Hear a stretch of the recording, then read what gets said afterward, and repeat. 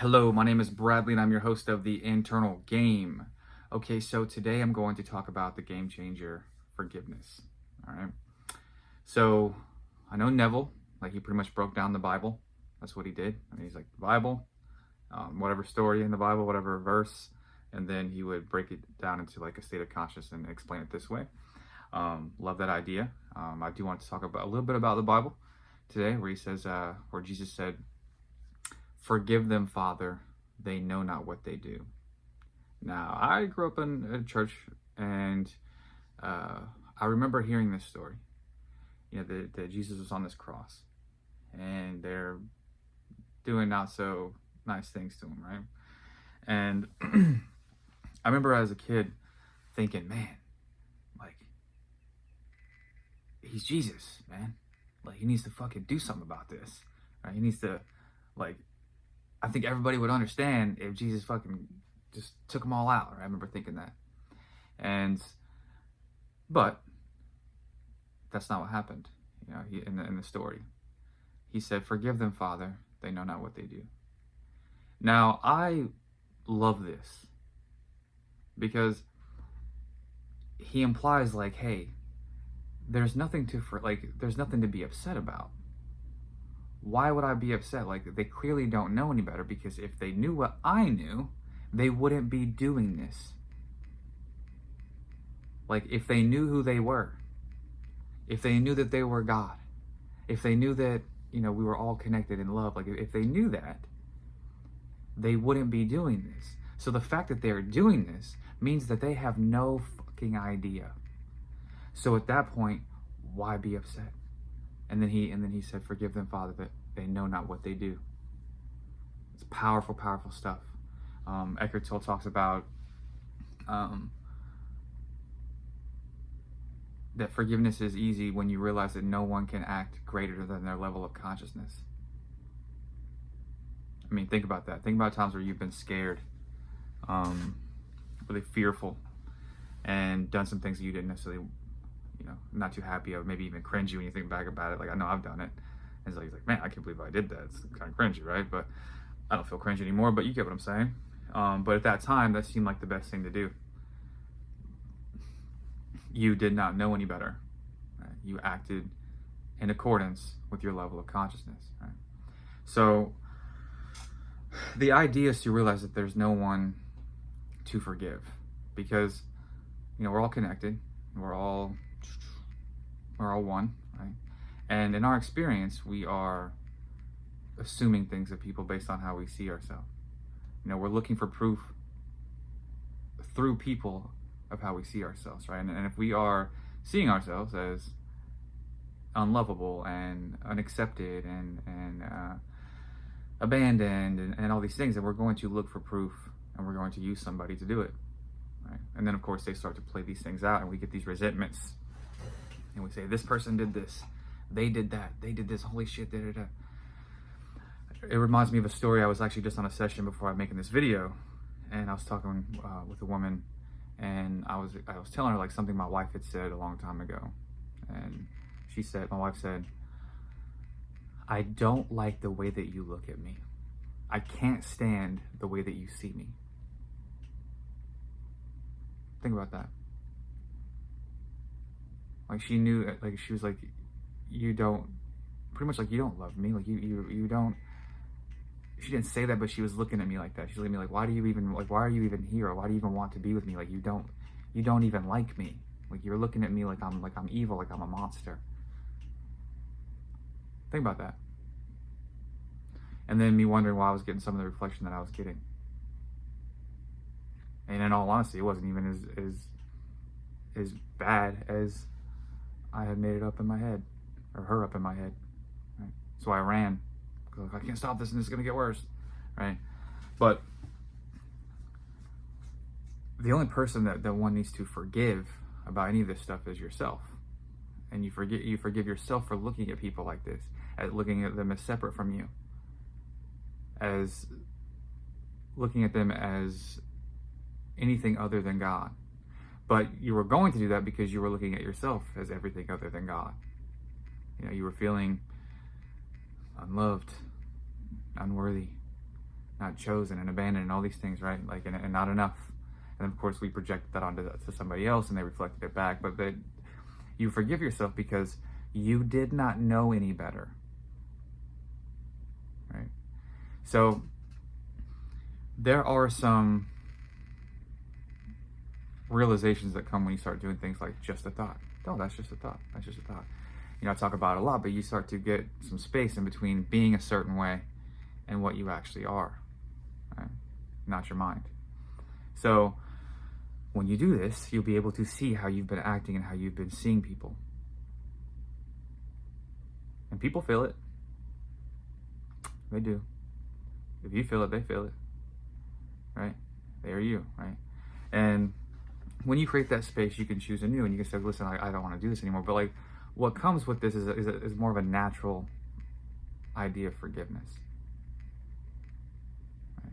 Anytime that someone's like, since I've started to access more of a life like, more, I guess, more relaxed, more not in mind as much, like since I've been able to do that, or when I'm able to do that, I guess, is I've noticed that when I've gotten apologies for certain things, because people will kind of naturally apologize to you, you're like, no, I'm sorry. No, it was me. Trust me, it was me. I was looking at you unfavorably. It was me. Trust me, right? And I remember spending a long time wanting apologies, and then realizing like the only person that did anything was me. And then forgiving self because I looked at myself unfavorably, which in turn made me look at other people unfavorably, and that got reflected. But that's all that happened, right? Jesus also said, before you enter the temple, forgive. Like before you enter the kingdom of heaven, before you go within and really access the kingdom of heaven, you have to forgive. He didn't say before you enter the temple you have to affirm for 28 days. He didn't say before you enter the temple you have to change your subconscious beliefs. He didn't say anything about that at all.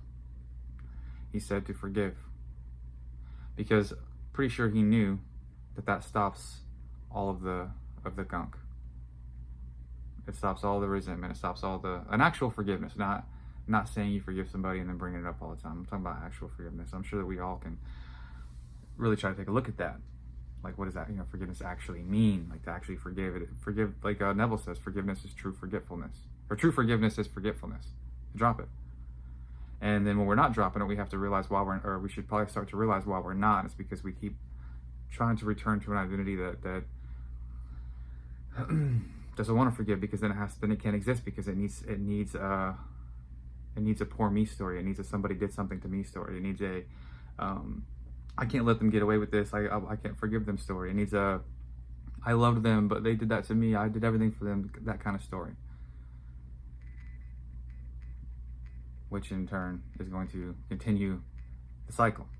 Right? So Jesus knew that like when you forgive, you stop that kind of that law of I guess someone maybe call it like karmic or something, just like coming and going, because your insides are the same.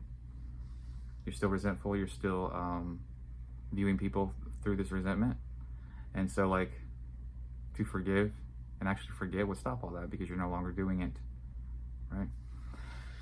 So, when you think about how you're looking at a person, we keep it, person specific for right now, but when you're looking at a person, like, and you take an honest look, maybe calm down for a second and create some space and just look at how you've been seeing this person actually. Does it line up with somebody who loves this person? Like, if you loved this person, then why are we viewing them like this? Why are you viewing them as a person who doesn't know how to love, or is not respectful, and a person who is wrong, and a person who, like, just, you get what I'm saying? Like, why are you looking at them like this if you love them? And it's because of the identity. It's because you were looking at them trying to find proof of how you actually see self. That's it. It's kind of odd, huh? So when you start to disidentify with how you see self, these things, forgiveness happens more naturally. more naturally, because like, oh, there's nothing to forgive. But if there was a person to forgive, it would be me forgiving myself for not knowing any better. That's it. Or me forgiving myself for looking at somebody this way and getting this, and looking at myself this way and getting this. But like, really, there's nothing to forgive because you didn't know any better.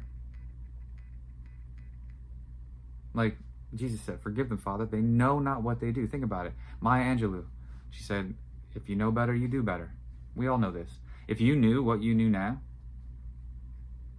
in a lot of different aspects or a lot of different scenarios in life, in the past, like you'd have done differently.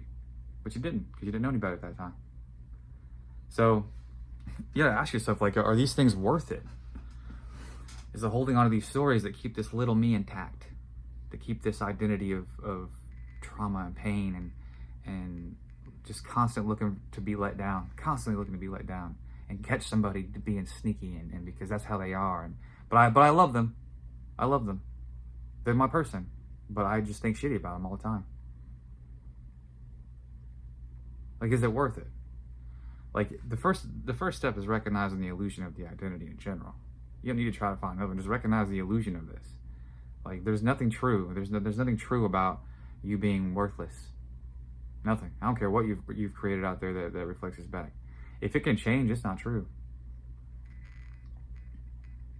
Like, I mean, it can change like that. It's not. Yeah, like it's not a universal truth. The universal truth is that you are love. The universal truth is that you are God. However you've defined yourself into this little bitty identity is not true, because it's changeable and truth can't be threatened. If that can be threatened, then it's not true.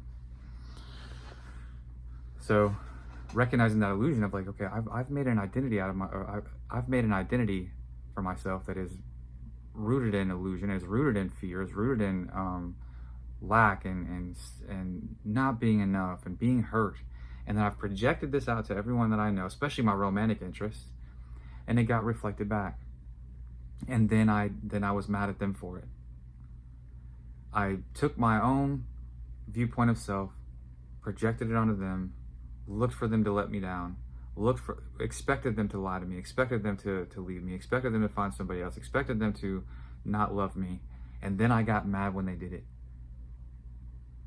When you had abandoned self first, right? But again, you didn't know any better. So this is a game of self. This is a game of returning to self, or return to who you are, love. But to get there, you have to let go of all these things that are not love. You have to let go of all these little stories that are rooted in separateness. Of that person being separate from you, that person being separate from you, this being separate from you. They did this, they did that, they said this, they're evil, they're this way, all that stuff. You know, one time my pap told me,